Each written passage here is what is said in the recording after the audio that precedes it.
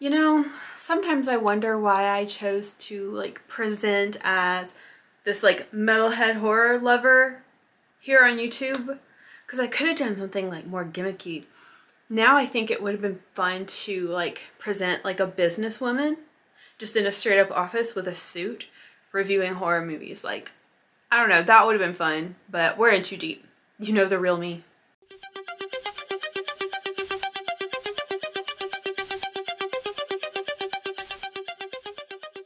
I am a businesswoman, okay?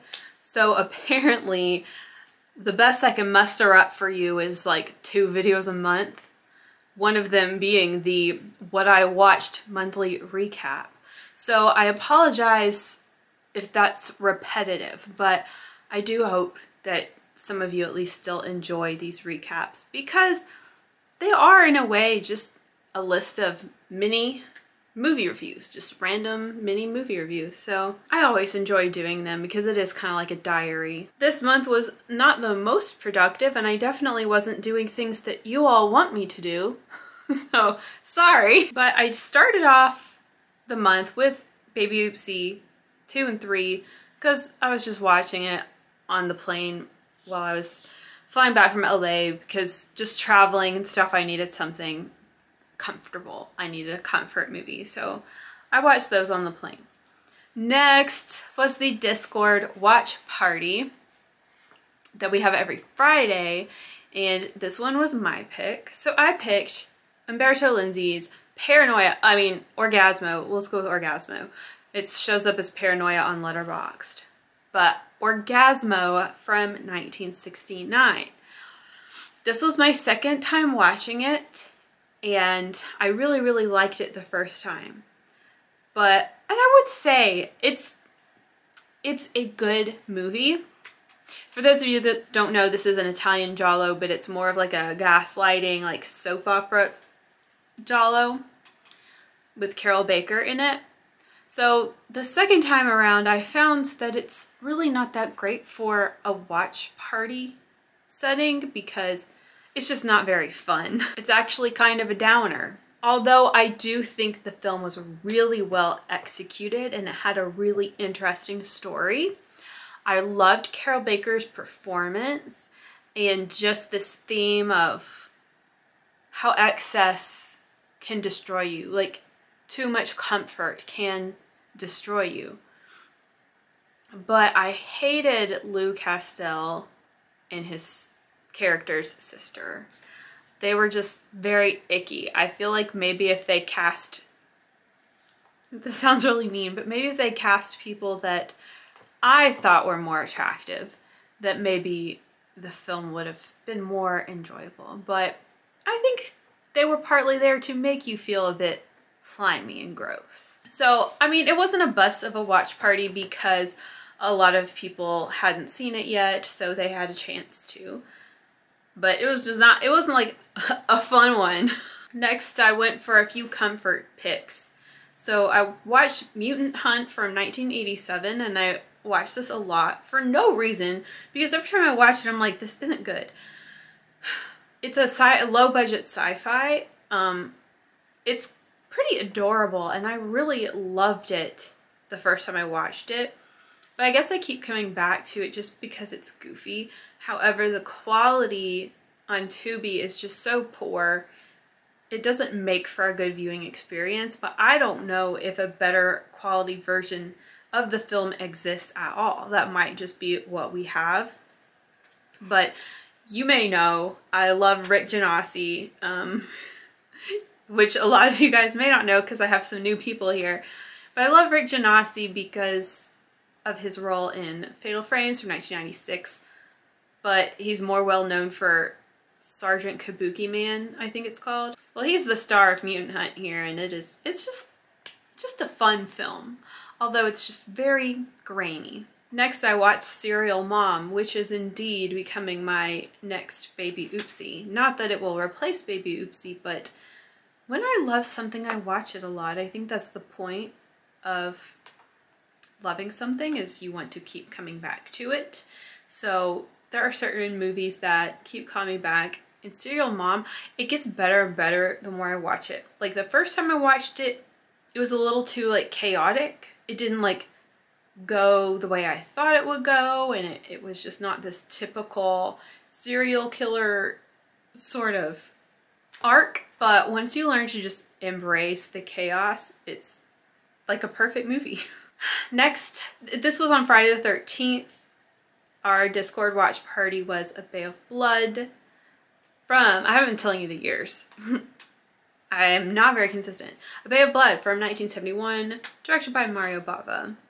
And of course we watched this because it allegedly inspired a kill in Friday the 13th. So we watched this on Friday the 13th in our Italian cinema Discord. This was my third time watching A Bay of Blood, and it's just not that good to me. But that is because, I don't know, partly because I like a main character. I don't like when all these characters are just scattered about to advance the story and we don't really like empathize with any of them. So just the fact that there's not really like a main character that you actually care about. And this movie is slow. It's just so funny. Like, I didn't realize how slow and quiet it is. So my husband came in. He was like kind of in and out while I was having this watch party. And the movie was just like completely silent for a couple minutes. And my husband was like, "Is the movie over?" And I was like, "No, it's just really quiet."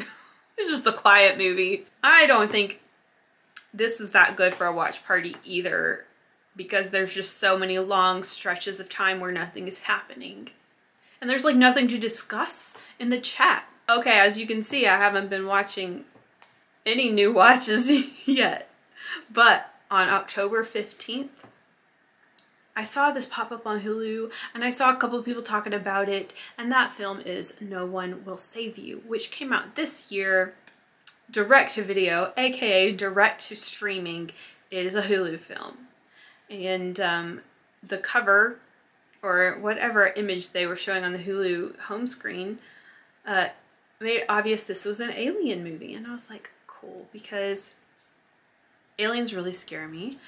And I don't really like when it goes too far into sci-fi. I like when it's more like horror. You know what I mean? Like, I like the grays, not so much like the aliens. So this looked really promising. Since it came straight to Hulu, I was like, oh cool, like maybe this is not elevated horror, so I can get a little bit of a break. Sadly, it was elevated. It was very elevated. It was so elevated, it felt like I was being sucked up into a UFO. The trailer, like if you watch the trailer, you're like, okay, this looks awesome. And the first, what you might call like the first act of the movie was really good. It was really fun, scary, but unfortunately this film, like, it could have been straightforward and simple, but instead it wanted to be all elevated and shit. And I'm torn because the story itself, it's good. It's a good story. It's very purposeful, it's very intentional. I read an interview with the writer-director, and like, I get what you were doing, I get what you were saying, the message, it's all cool. But that's not what I want. Okay. Can you take it with you? That is something I ask about a movie. Can you take it with you? If you're watching a scary movie, does that mean that when you walk away from the TV into the dark night, will you be scared? Can you take that fear with you? If you're watching a comedy, can you take a joke away with you? Can you take a funny scene that still makes you laugh? Can you take that with you?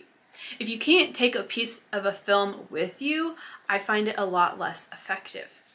So, with No One Will Save You, the threat, it was not a threat for us. It was a threat for the main character. That was her story. That was her thing to fear. It was not for us to fear. It's almost like the audience was not included. Like, we just got left out. After I watched No One Will Save You, I went outside and the sky was all dark and stormy looking, and I'm like, I feel nothing. I should be scared looking into that night sky after just watching this alien movie, but I feel nothing. I don't know, I guess like, and that is the problem with a lot of this elevated horror, is it's like a very specific, particular story that you cannot relate to, that cannot be applied to you, and that fear you cannot take with you. Ultimately, even though I would say objectively No One Will Save You is good, I didn't like it. I haven't seen too many gray alien movies, and I don't know if there are more that I'm just not aware of, but I was comparing it to Dark Skies a lot, which I loved, and I thought it was terrifying. I was hoping it would be more like Dark Skies, but it was not. Next, the watch parties were just keeping me on track. So next watch party was Blood and Black Lace from 1964, another Bava film, and this was only my second time watching it, but it held up really well. Even though, again, is this a Bava thing? Like, there's not a main character. There's not one character who I'm like, yep, this is who we're rooting for. It's just like a bunch of people doing stuff. You know what I'm saying? Even so, the movie is iconic. It's really beautiful, really lush. It's a good movie. Okay, next I have another new release. Look at me go. I watched Talk to Me, which came out, what year is this? It came out last year? Oh, it was like a film festival film. Anyway, I watched Talk to Me. I was pretty intrigued because I love parlor games. Seances, Bloody Mary, Ouija boards, all that kind of stuff I love. I struggle to find movies that actually explore those themes in a way that's scary. I think I was excited for Talk to Me. And coming out the other side, I can tell you, I loved it. It was not elevated, thank God. There are some interpretations you can apply, but it doesn't take away from the fact that the movie scared me for like 2 whole days, maybe 3. Like anytime I wake up in the middle of the night, I would be scared because of that movie.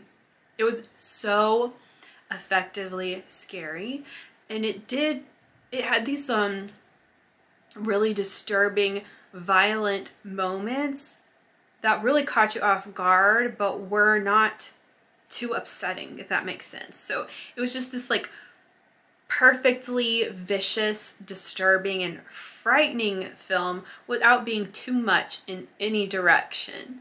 So I think it just made for a really, really fun time. Like, that is a fun slumber party movie for sure. The film definitely has this fear you can take with you. Like I said, I was kind of freaked out for a little while, but it also had this curiosity that it left you with. So it did leave you contemplating a few things and imagining other possibilities that, you know, could have been a backstory, or what happens next, the sequel, kind of left you wanting to know a little bit more. Oh, and I did have some cons in my Letterboxd review, which you should check out my Letterboxd.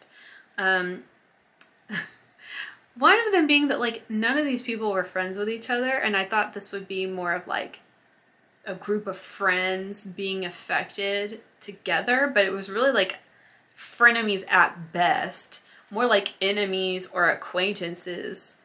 But there's just a lot of antagonization within the group of characters, so it didn't have that feeling of unity that you might get from like a 90s teen slasher, for example.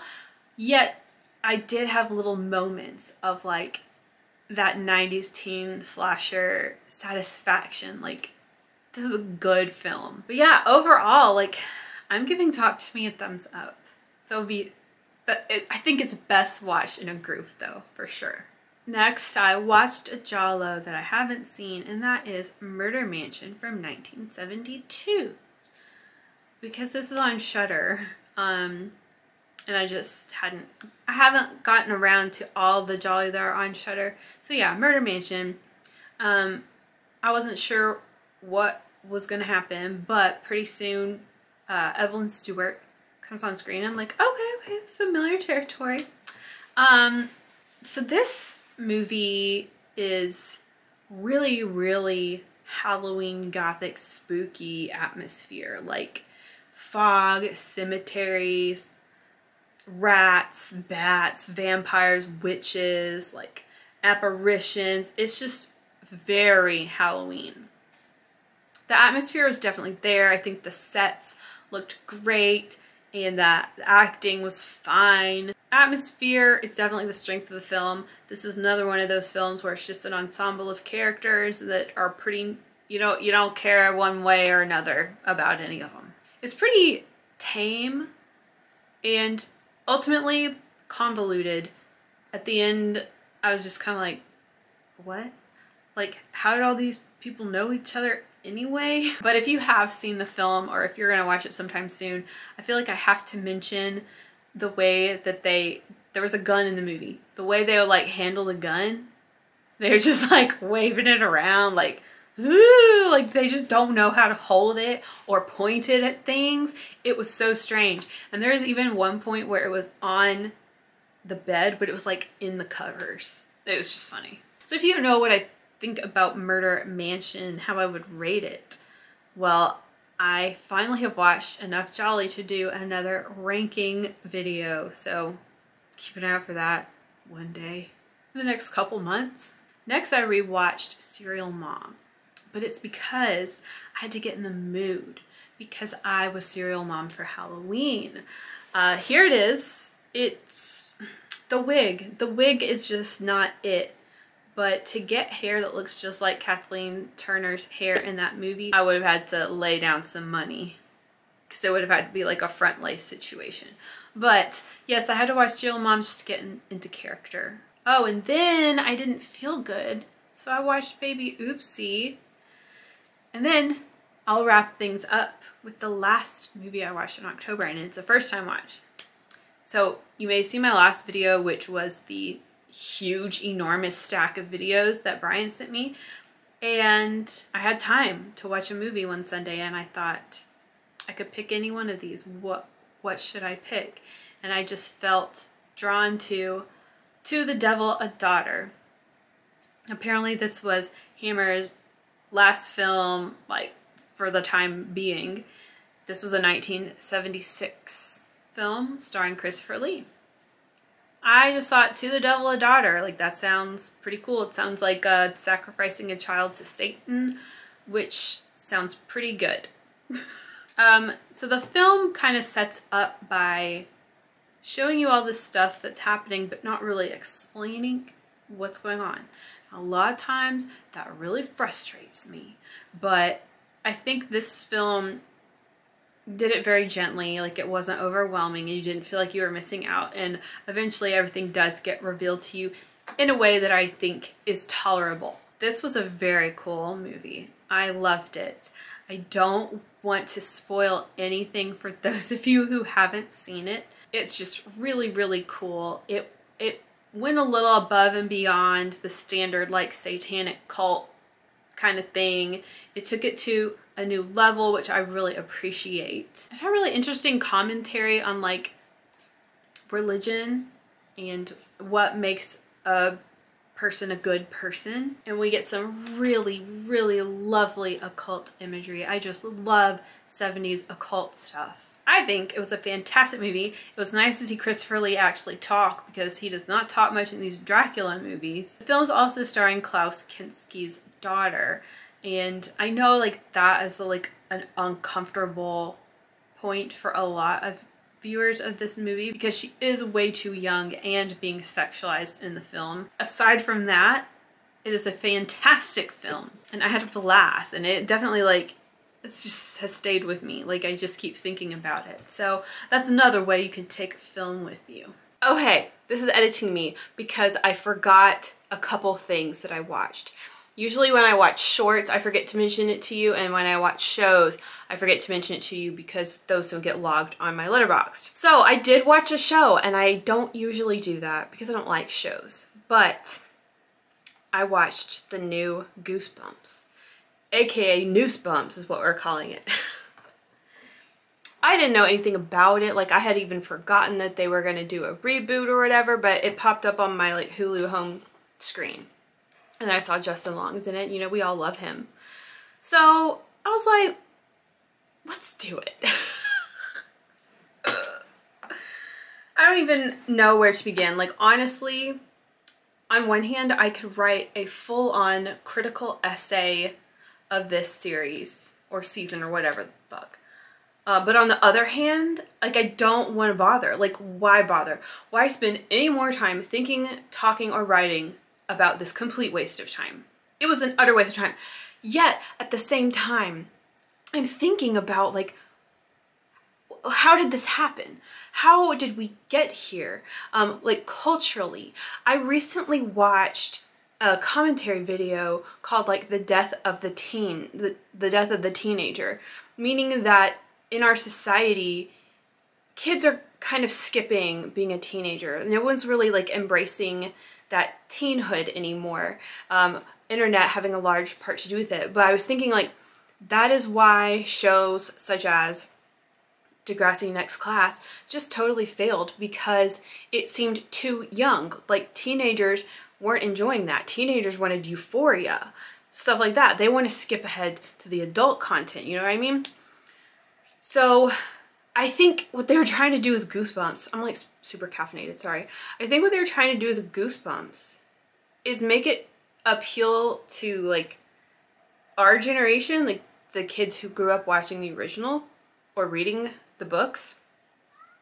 I think they were trying to appeal to us a little bit by not making it too childlike, but also appeal to teenagers by not making it too childlike, because teenagers aren't teenagers anymore. It is not for kids. It's not designed for kids whatsoever. But it's terrible. It's terrible. And it's bizarre, but they didn't, like, have fun with it.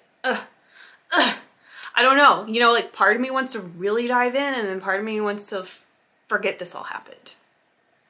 In short, I hated it. And, like, in my memory, one of the things that I hate the most is there's just no color. It's just like, there's no color palette. It's just ugly. Where's the green? Where's the green slime?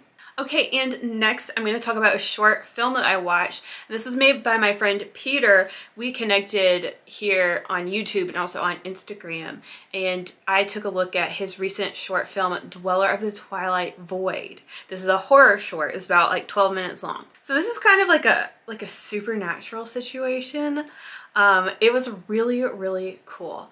First of all, I just want to say I can tell how much work went into this. Having dabbled in a little bit of amateur filmmaking myself, my work being like just super flat, that was a lot of work. So I can't imagine that something as like dynamic and ambitious as Dwellers, that must have been so much work, because there's like just so much. You just gotta watch it. It had a really cool story. I think the concept, the overall concept, was very fresh, honestly. And I really enjoyed the acting. And this is something I'm noticing about short films, especially like independent short films, is that since it's a rawer environment, you get to see the true quality of people's acting.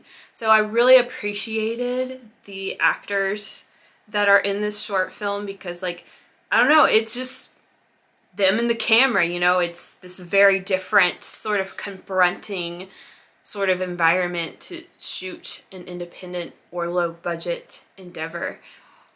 Same goes for makeup. There's some really cool makeup and effects in this movie. And you okay, when you watch it, you have to have good audio. Like, put some headphones in or like turn it up at home. You have to be able to hear it. The sounds are so creepy. But again, like, I can't talk too much about it because it's a short. I don't want to give anything away. But I think the story is so good here that it could easily be expanded into like a full-length film, because there's just like a lot going on. Anyway, shout out to Peter. Oh, I'll link the short film down below if you guys want to check it out. We need to spread that around. Okay, that's all I watched for real. And that is it for October. Rewatches and watch parties were pretty much the bulk of it, but I'm proud of the new first time watches that I got under my belt this month. I'm really dying to know what you guys thought. If you saw Talk to Me or No One Will Save You, or if you've seen To the Devil a Daughter. And hopefully I will get something new out for you again soon. But until then, ciao.